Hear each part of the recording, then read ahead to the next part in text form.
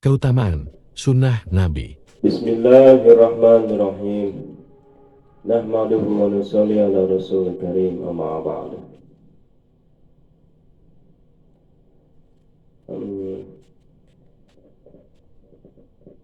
Penjelasan tentang sifat-sifat kemuliaan baginda Rasulullah SAW.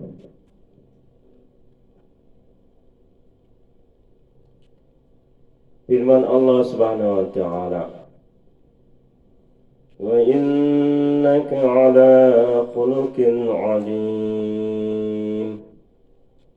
Surat Al-Qalam ayat 4. Yang artinya sesungguhnya engkau benar-benar berakhlak yang agung. Jadi Nabi SAW adalah makhluk yang diciptakan oleh Allah SWT yang punya karakter atau akhlak yang sangat-sangat mulia. Diawali dengan keturunan kesempurnaan keturunan Rasulullah SAW. Mengenai kesempurnaan dan kesucian asal keturunan Nabi Muhammad SAW dikutip dari beberapa riwayat hadis. Yang pertama dari Ibnu Abbas radhiyallahu anhuma telah meriwayatkan bahwa Rasulullah SAW pernah berkata, "Kedua orang tuaku sama sekali tidak pernah berbuat lacur hingga Allah Subhanahu wa taala memindahkan diriku dari tulang sulbi yang baik ke dalam rahim yang suci dan mulia." Diulang, dari Ibnu Abbas radhiyallahu anhuma meriwayatkan bahwa Rasulullah SAW pernah berkata, "Kedua orang tuaku sama sekali tidak pernah berbuat lacur sehingga Allah Subhanahu wa taala memindahkan diriku dari tulang sulbi yang baik ke dalam rahim yang suci dan mulia." Kedua, dari Imam Ali bin Abi Thalib karamallahu wajha telah meriwayatkan bahwa Rasulullah SAW pernah menegaskan, "Aku dilahirkan dari pernikahan sejak Nabi Adam alaihissalam. Saat ayah ibuku melahirkan diriku, aku tidak pernah sama sekali tersentuh oleh perbuatan lacur seperti yang mana dilakukan oleh orang-orang jahiliyah." Yang ketiga, dari Siti Aisyah Ummul Mukminin radhiyallahu anha telah meriwayatkan, ia mendengar Rasulullah SAW berkata bahwa malaikat Jibril alaihissalam telah memberitahukan kepada beliau, "Telah kuperiksa dari permukaan bumi dari arah timur hingga arah barat, namun tidak kulihat ada seorang yang lebih afdal, yang lebih utama daripada Nabi Muhammad SAW. Dan aku tidak melihat ada suatu kabilah yang lebih afdal atau utama daripada kabilah Bani Hashim."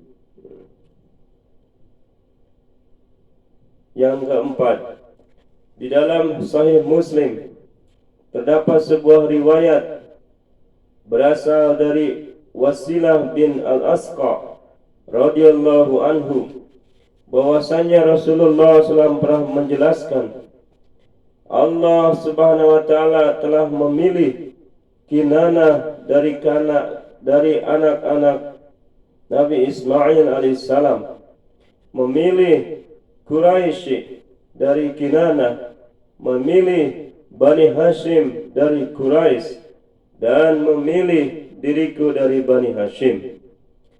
Diriwayatkan oleh Al-Baihaqi, At-Tabrani di dalam kitab Al-Awsat dan Ibnu As-Sakir. Diulang, di dalam Sahih Muslim terdapat sebuah riwayat yang berasal dari Wasilah bin Al-Asqa radhiyallahu anhu, bahwasanya Rasulullah SAW pernah bersabda, Allah telah memilih Kinanah dari anak-anaknya Nabi Ismail alaihissalam, memilih Quraisy dari Kinanah, memilih Bani Hashim dari Quraisy, dan memilih diriku dari Bani Hashim. Diriwayatkan oleh Imam Al-Baihaqi, At-Tirmidzi di dalam kitab Al-Awsat dan Ibnu As-Sakir. Selain beberapa riwayat hadis tersebut, masih ada suatu hal yang perlu kita ketahui, bahwa kelahiran Nabi Muhammad SAW sebagai putra yang tunggal dari ayah bundanya merupakan suatu hikmah yang menunjukkan puncak tertinggi kesucian beliau yang tidak tersaingi oleh saudara-saudara yang lain, baik laki-laki maupun perempuan. Dengan demikian, pada diri beliau terdapat persyaratan sempurna untuk memikul beban tugas kenabian dan risalah yang telah menjadi keputusan Allah Subhanahu wa taala. Masya Allah. Jadi hikmahnya Rasulullah SAW dilahirkan dengan putra yang tunggal, maka ini menjadikan kesempurnaan bagi Nabi. Tidak jadi iri buat kalau seandainya Nabi punya kakak, punya adik. Ini bisa akan menimbulkan cemburu sosial. Maka Allah telah menetapkan bahwa Rasulullah SAW adalah putra yang tunggal, supaya beban agama ini akan dipikul oleh beliau dengan kesempurnaannya. Allah Subhanahu wa taala mengaruniakan keindahan jasmani yang sangat luar biasa kepada diri Rasulullah SAW. Nabi Muhammad SAW, keindahan beliau dimahkotai dengan dua ciri yang khas. Yang pertama, kewibawaan dan keanggunan, dan yang kedua, cahaya wajah yang selalu berseri-seri. Jadi Allah SWT menguraikan keindahan jasmani yang luar biasa kepada diri Nabi, yaitu yang pertama, kewibawaan, sifat wibawa dan keanggunannya. Yang kedua, cahaya wajah yang selalu berseri-seri. Masya Allah. Sunnah Nabi berwibawa dan anggun. Masya Allah. Kedua, cahaya wajahnya berseri-seri. Allah. Kalau di masa dahulu sejumlah wanita Mesir, teman-temannya Siti Julaiha, tidak sadar dia mengiris-ngiris jari mereka sendiri di depan hidangan karena terpesona melihat keindahan wajah Nabi Yusuf alaihissalam. Maka tidak demikian hanya wanita Arab. Ketika keindahan wajah Rasulullah SAW, sebab keindahan wajah beliau tidak semata-mata mengagumkan dan menggiurkan, tetapi lebih daripada itu. Sehingga ada seorang penyair yang mengungkapkan, seumpama teman-teman Siti Julaiha melihat wajah Rasulullah SAW, pasti mereka tidak akan mengiris-ngiris jari-jarinya, tetapi mereka akan mengiris-ngiris hati-hati mereka sendiri. Masya Allah. Sebab ketampanan beliau ini, Masya Allah. Kalau di zaman Nabi Yusuf alaihissalam, wanita-wanita mereka pernah bisa mengiris-ngiris jari-jarinya karena melihat ketampanan Nabi Yusuf alaihissalam. Tapi kalau wanita melihat wajah Rasulullah SAW, bukan jari-jarinya yang diiris-iris, bisa saja mereka akan mengiris-ngiris hati-hati mereka. Masya Allah, sangat sungguh luar biasa.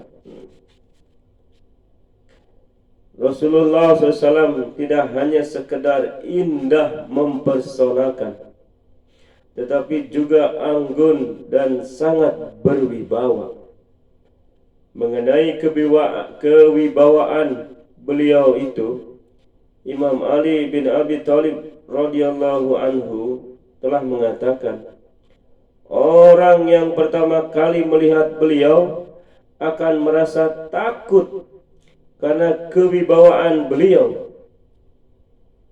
Demikianlah riwayat yang dikeluarkan oleh Imam Tirmizi dalam kitabnya As-Sama'il.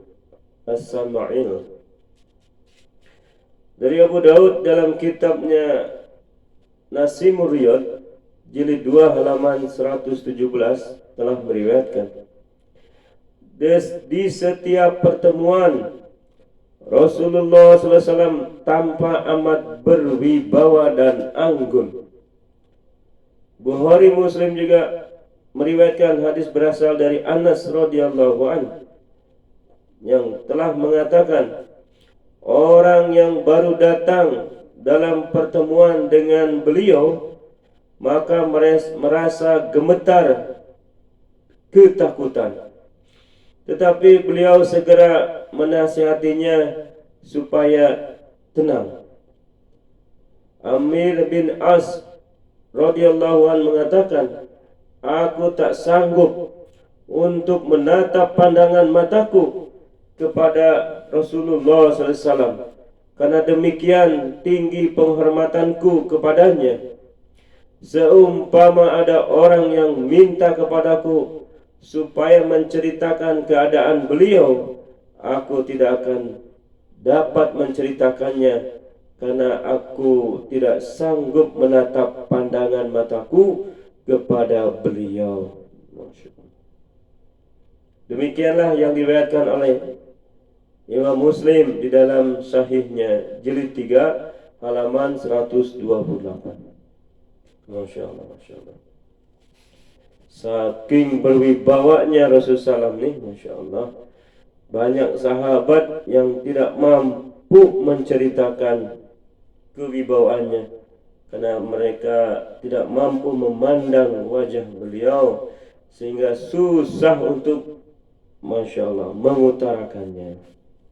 Ibnu Abi Hallah rahmatullahi alaih telah mengatakan, apabila Rasulullah SAW sedang berbicara, maka para sahabat yang mendengarkan semuanya duduk terpaku, diam, seakan-akan di atas kepala masing-masing, hingga seekor burung. Masya Allah. Katakan, karena Ibnu Abi Hallah rahmatullahi alaih mengatakan bahwa Rasulullah SAW apabila sedang berbicara, maka para sahabat yang mendengarkan semuanya akan duduk terpaku, diam, seakan-akan di atas kepala masing-masing, hingga seekor burung. Masya Allah. Demikian yang diriwayatkan oleh Imam Tirmidzi di dalam kitabnya As-Sama'il, dan diriwayatkan juga oleh Ibnu Sa'ad dan At-Tabrani. Qailah binti Muhammad, Qailah binti Makramah rahmatullah telah menceritakan pengalamannya sendiri sebagai berikut. Radhiyallahu anhu. Ketika di dalam suatu pertemuan, aku melihat Rasulullah SAW duduk sambil menundukkan kepala. maka aku merasa gemetar karena takut. Salah seorang hadir dan berkata kepada beliau, "Ya Rasulullah, perempuan itu telah bergemetar." Tanpa melihat kepadaku, beliau menjawab, "Tenang sajalah, hai Kaila." Setelah beliau mengucapkan kata-kata itu, maka hilanglah perasaan takut yang ada dalam diriku tadi. Masya Allah. Abu Mas'ud Al-Badri radhiyallahu anhu juga menuturkan pengalamannya sendiri sebagai berikut. Pada saat aku sedang memukuli budakku, tiba-tiba aku dengar suara orang di belakangku. Karena sedang marah, aku tidak menolehnya. Orang itu berkata, "Wahai Abu Mas'ud, ingatlah." Mendengar kata-kata itu, aku menoleh. Ternyata orang itu adalah Nabi Muhammad sallallahu alaihi wasallam. Melihat beliau, tanganku gemetar hingga cambuk yang kupegang telah jatuh. Beliau lalu melanjutkan kata-katanya, "Allah Subhanahu wa taala lebih berkuasa menyiksamu daripada penyiksaan yang kau lakukan terhadap budakmu itu." Dengan suara gemetar aku menjawab, "Ya Rasulullah, mulai sekarang aku tidak akan lagi-lagi memukul budakku." Masya Allah. Langsung berkesan nih sahabat, Masya Allah. Diperintahkan oleh Rasulullah SAW hanya beberapa kalimat, langsung berkesan karena wibawanya baginda Nabi Muhammad SAW. Sebuah riwayat lain juga berasal dari Imam Ali Zainal Abidin bin Ali bin Al-Husain radhiyallahu anhu, cucunya Rasulullah SAW, telah menuturkan bahwasanya beliau pernah berkata, "Aku dahulu adalah sinar cahaya yang berada di depan Allah Tuhanku." Hadis tersebut dikemukakan oleh Al-Hafiz Abul Al-Hasan Ali bin Muhammad Katan di dalam kitabnya Al-Ahkam. Ya, seorang ahli peneliti ilmu hadis kenamaan, termasuk ulama terkenal, sangat cermat dan berhati-hati dalam menerangkan satu hadis. Masya Allah. Diulang dari Imam Ali Zainal Abidin bin Al-Husain radhiyallahu anhu, yaitu cucunya Rasulullah SAW, telah menuturkan bahwasanya beliau pernah berkata, "Aku dahulu," kata Nabi, "aku dahulu adalah sebuah sinar cahaya yang berada di depan Allah Subhanahu wa taala Tuhanku." Hadis tersebut dikemukakan oleh Al-Hafiz Abul Hasan Ali bin Muhammad Al-Qatan di dalam kitabnya Ahkam. Kebenaran hadis tersebut didukung, bisa dilihat firman Allah Subhanahu wa taala dalam surat Al-Maidah ayat 15. "Qad ja'akum minallahi nurun wa kitabun mubin." Telah datang kepada kalian cahaya dari Allah dan kitab yang telah menjelaskan. Quran surat Al-Maidah ayat 15. Lafaz cahaya atau nur dalam ayat tersebut bermakna Nabi Muhammad sallallahu alaihi wasallam. Demikian menurut tafsir At-Tabari, Ibnu Abi Hatim dan Qurtubi. Qatadah radhiyallahu anhu juga mengatakan bahwa lafaz cahaya dalam ayat tersebut bermakna Nabi Muhammad sallallahu alaihi wasallam. Masya Allah.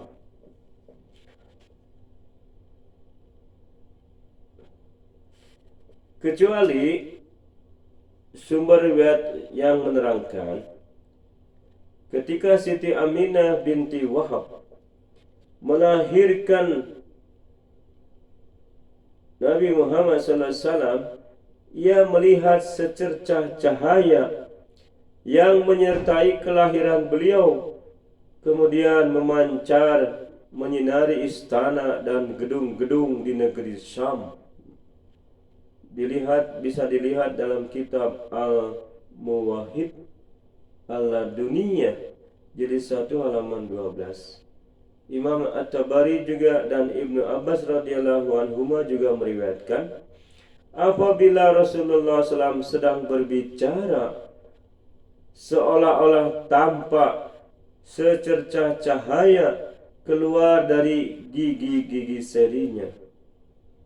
Hadis tersebut juga diperkuat oleh Imam Zarqani, At-Tirmidzi dan Ad-Darimi.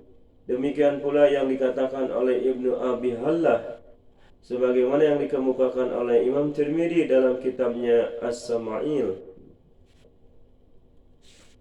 Masya Allah. Dari Siti Aisyah Ummul Mukminin radhiyallahu anha telah menceritakan kesaksiannya sendiri sebagai berikut.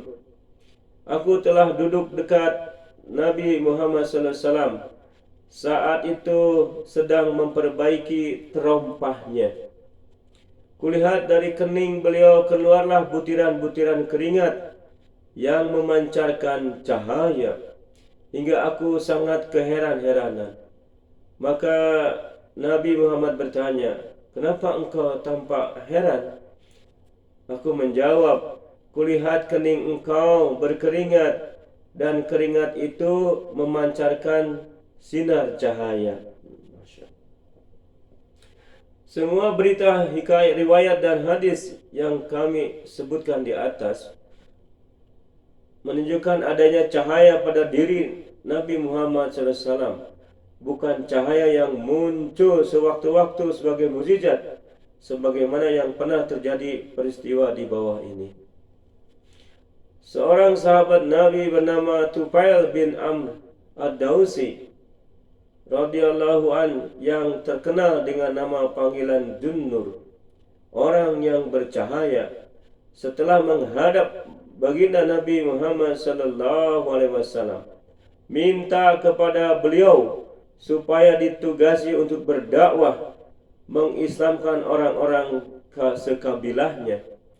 Di ketika itu ia berkata, "Ya Rasulullah, utuslah diriku untuk berdakwah di kalangan mereka, kaumku, dan berikan kepadaku satu tanda." Maka beliau kemudian berdoa, Rasulullah SAW berdoa, "Ya Allah, limpahkanlah cahaya kepadanya." Seketika itu juga memancarkanlah sinar cahaya dari bagian kening Tufail Ad-Dausi di antara dua matanya.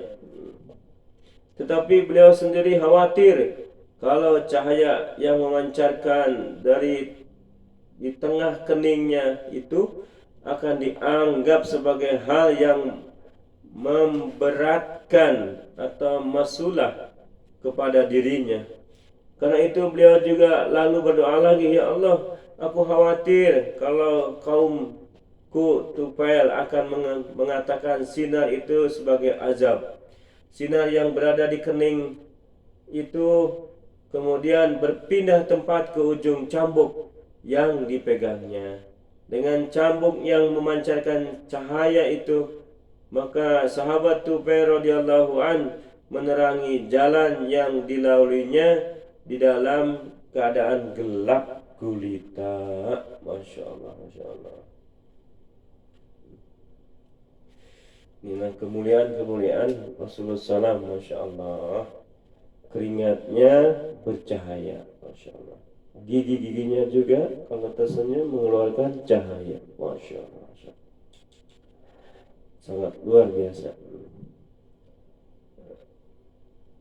Perkara-perkara tentang kebersihan Rasulullah SAW, tentang kebersihan.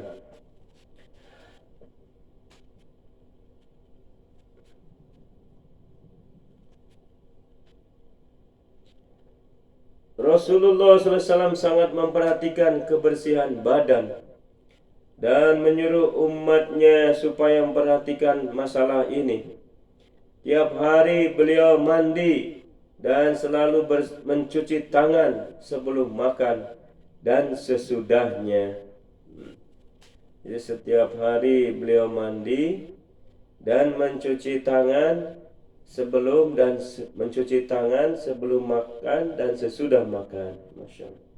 Kecuali itu beliau tidak pernah lupa untuk menggosok gigi atau bersiwak pada setiap kesempatan. Nabi juga menjaga baik-baik kebersihan badan dan menghilangkan setiap kotoran, antara lain dengan cara memotong kuku, memotong kumis, janggut, dan memotong rambut yang tumbuh pada bagian-bagian tertentu. Kepada umatnya, beliau mewanti-wanti, memesan, memberi pesan supaya jangan meremehkan kotoran dan benar-benar memperhatikan masalah kebersihan. Mengenai perkara ini beliau menegaskan bahwa Allah SWT adalah baik dan menyukai kebaikan. Allah SWT maha bersih dan menyukai kebersihan. Allah adalah mulia dan menyukai kemuliaan. Allah Subhanahu wa taala adalah dermawan dan menyukai kedermawanan.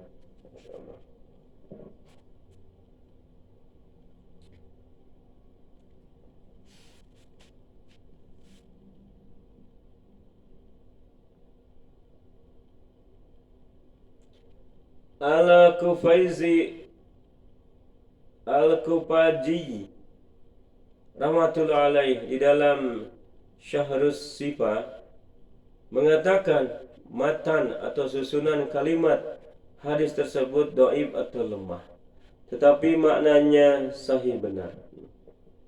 Di antara bukti-bukti yang menunjukkan kebersihan badan dari Nabi Muhammad SAW, keringat beliau sama sekali tidak berbau. Masya Allah.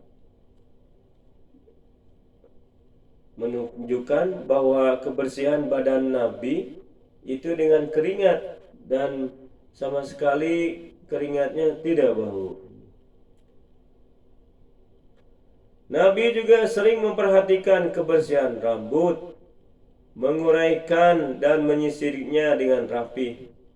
Anas bin Malik radhiyallahu anhu mengatakan bahwa Rasulullah SAW sering menggunakan minyak rambut. Beliau membiarkan janggutnya terurai dan sering menutup rambutnya dengan kain sebelum memakai sorban. Masya Allah. Beliau juga memperhatikan kesehatan dan keindahan mata. Mengenai perkara ini, Ibnu Abbas radhiyallahu anhuma telah mengatakan bahwa Rasulullah SAW mempunyai wadah celak dan bercelak setiap hari. Masya Allah. Sunnahnya bercelak setiap hari. 3 kali pada mata kanan dan 3 kali pada mata kiri. Masya Allah. Bagian badan yang termasuk paling banyak diperhatikan kebersihannya oleh Nabi adalah gigi dan mulut. Bagian gigi dan bagian mulut. Sehabis makan, beliau selalu membersihkan sela-sela giginya dengan sekerat lidi yang lunak. Itulah yang disebut tahlil sehabis makan. Adapun tahlil pada saat berwudu ialah berkumur, beristiqsaq atau membersihkan lubang hidung dengan memasukkannya dan mengeluarkannya air, dan membersihkan seluruh sela-sela jari. Mengenai betapa pentingnya kebersihan mulut dan gigi, Imam Ahmad bin Hanbal rahmatullahi alaih dan Tabrani juga meriwayatkan sebuah hadis yang bahwasanya Rasulullah SAW pernah bersabda, yang paling menjengkelkan dua malaikat antara Raqib dan Atid ialah bila mereka melihat orang yang sholat sedang pada giginya masih melekat sisa-sisa makanan. Masya Allah. Ada orang sholat masih melekat sisa-sisa makanan, ini akan dibenci oleh dua malaikat tadi, yaitu Raqib dan Atid. Masya Allah. Kan niat sebelum sholat ini diusahakan bersihnya sempurna. Masya Allah. Minimal tadi mulut tadi berkumur-kumur lagi untuk menghilangkan kotoran. Hadis lain, Nabi Muhammad SAW bersabda, sekiranya tidak memberatkan umatku, maka aku akan perintahkan untuk bersiwak setiap akan menunaikan sholat. Masya Allah. Sekiranya tidak akan memberatkan umatku, maka Nabi memerintahkan untuk bersiwak sebelum sholat. Masya Allah.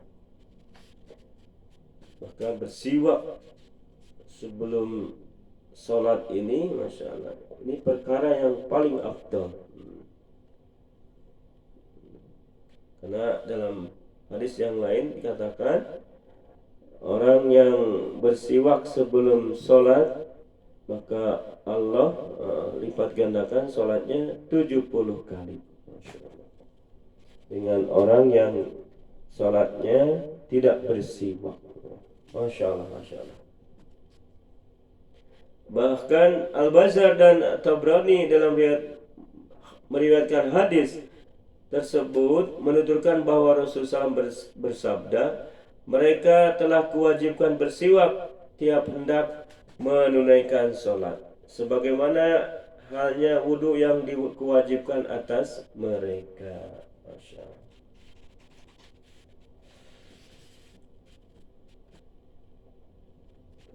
Dalam perkara pakaian,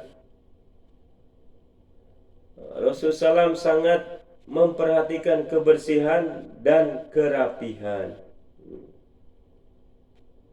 At-Tabrani menyebutkan dalam sebuah hadis yang berasal dari seorang sahabat Nabi yang bernama Abu Kursapah radhiyallahu anhu, yang mengatakan, aku tidak pernah melihat seorang yang berwajah lebih indah dan berpakaian lebih bersih daripada wajah dan pakaiannya Rasulullah SAW. Masya Allah.